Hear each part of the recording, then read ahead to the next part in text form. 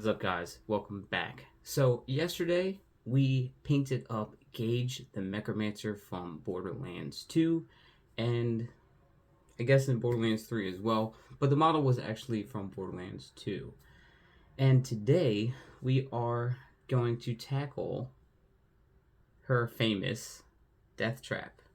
Deathtrap is, I think, an amazing skill to have. Like, the Necromancer skill was really cool because you kind of just have Deathtrap just floating around everywhere and just fucking everything up.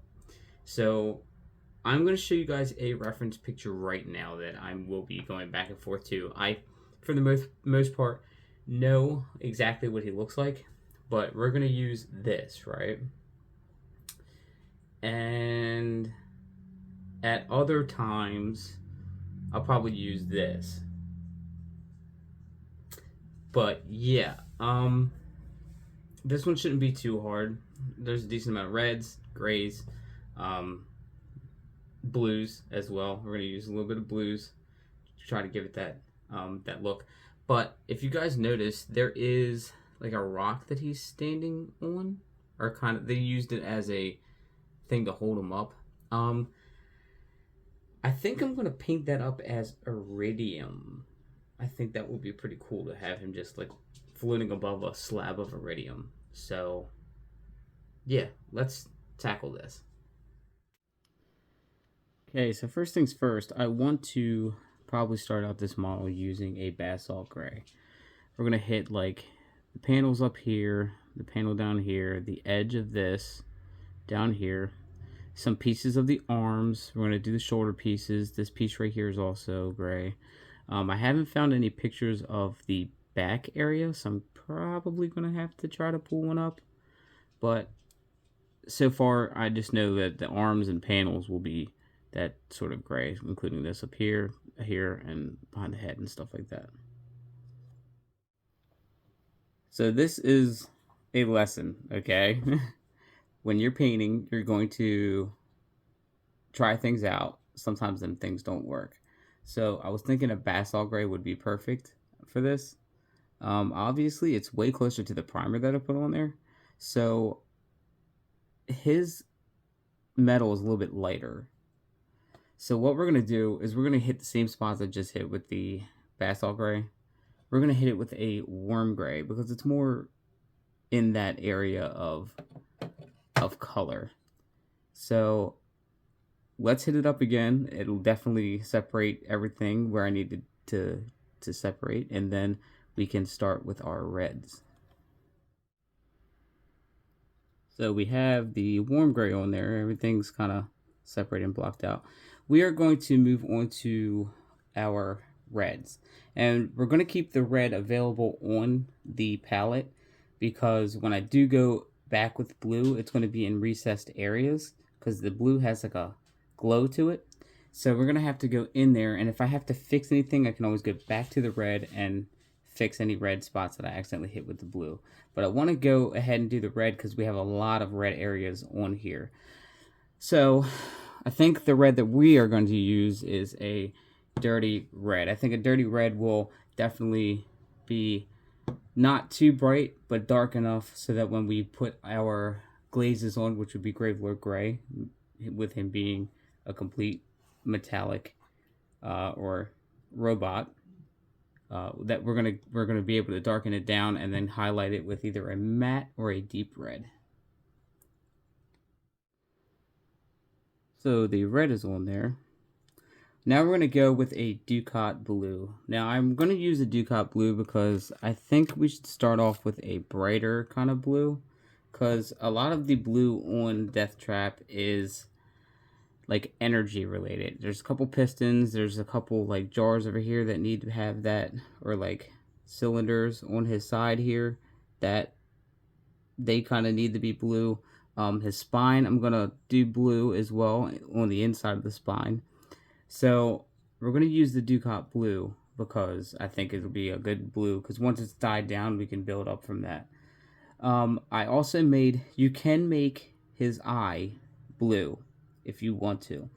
I'm making my eye red because when Deathtrap is deployed, onto the table in Bunkers and Badasses, it's 10 out of it's basically 10 to 1. It's being deployed to help in a battle.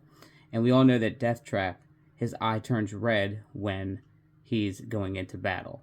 So that's why I made it red. So we're going to do some lighting and stuff like that to try to make it look like a glow effect inside the face. But we don't want to use the same red. So yeah, that's the idea I'm going for. So let's go ahead and start with this Ducat blue and get some of that stuff kind of separated and situated. Okay, so the blue's on.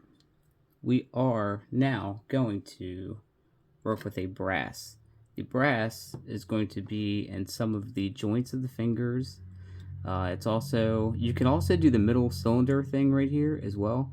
But that is more or less Borderlands 3. The Borderlands 2 picture I showed, that's still like a gray. So I'm trying to debate on that a lot. It would kind of separate some things if I do it that way, but we'll see.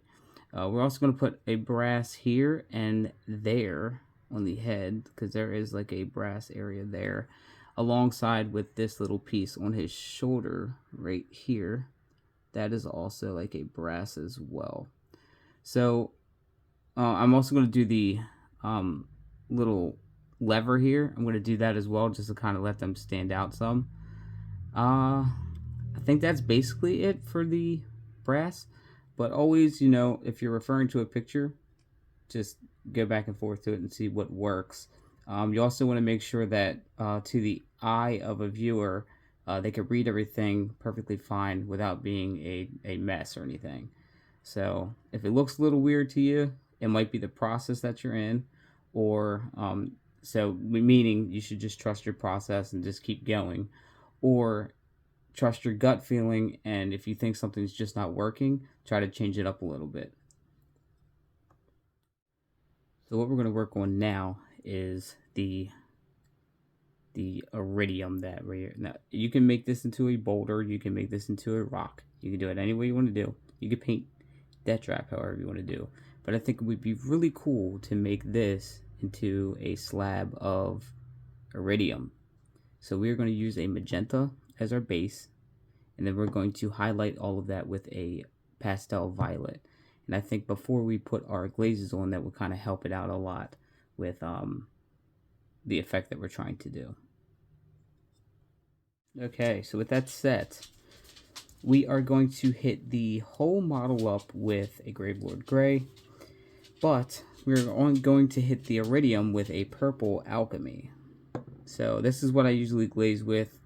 This is technically like a wash phase, but I like to glaze these over and kind of use them like a wash. So you can use your typical washes here, or you can do what I'm doing. I think you get a better outcome using speed paints to enhance the colors you already put on there.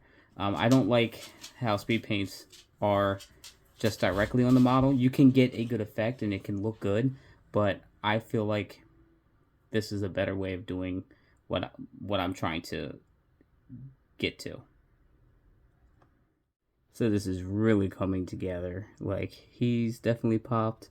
Look at the effect of that iridium.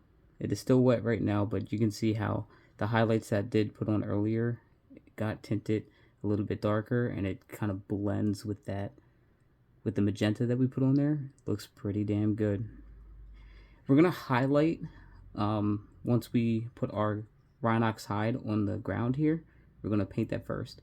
Give this a little bit more time to dry, but we are going to like edge highlight with a metallic on this, because we still want him to have that metal shine to him, but we don't want to overdo it with a bunch of metal or metallic paint.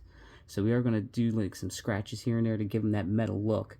There is also a heart freehand that I'm going to have to put right here. There is a lock in there too, but I think I'm just going to do the heart. It might make it a little bit easier.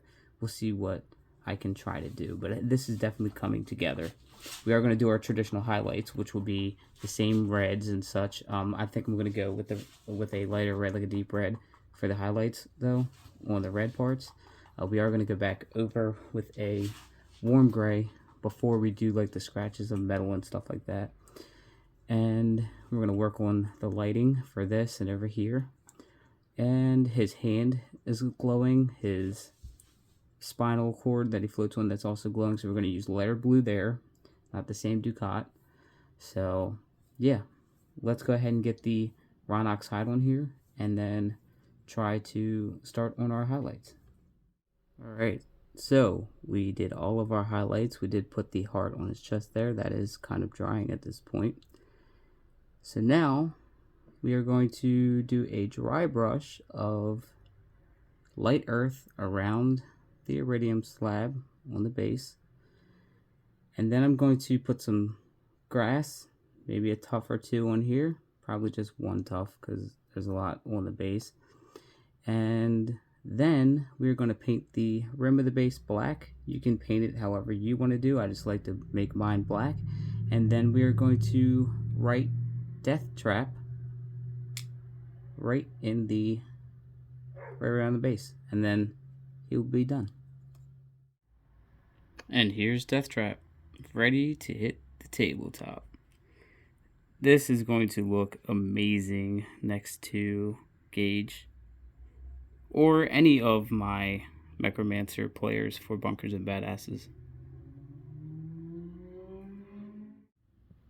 And turning that rock into a slab of iridium was like a really smart move, I think. It definitely, like, I mean, obviously my players are going to be like, oh shit, iridium, like, that's pretty dope. I love the way that this turned out.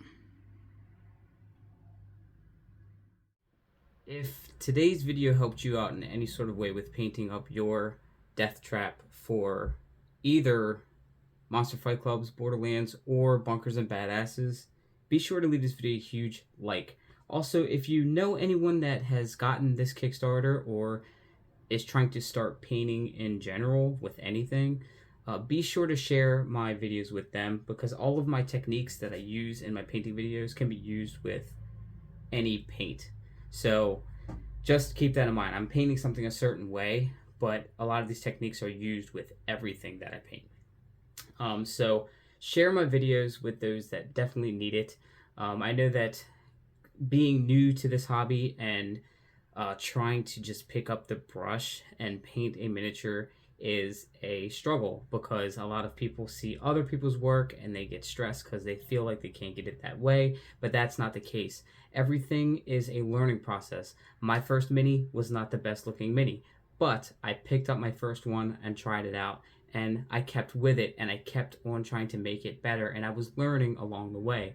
The same thing with Squidmar, Ninjon, Miniac, all of these YouTubers that paint and they get these really good outcomes. They did not start out perfect, and they're still not perfect. They're still learning, and they're still going and doing things, and they all make content for you guys. Check out all of their videos as well. Yes, their techniques and stuff are out of this world. Their models look fucking amazing, but you can't get to that point unless you start somewhere. So that's what I'm getting at with these videos. I'm trying to make something that helps everyone and gives everybody a good idea of how I'm getting my models to the table and how you can practice and become perfect. So, as always, thank you guys for checking out today's video. If you haven't subscribed to our channel yet, that would be really appreciated. We did surpass 800 subs, and I'm hella excited about it. So thank you guys again, and I will catch you all in the next one. Bye.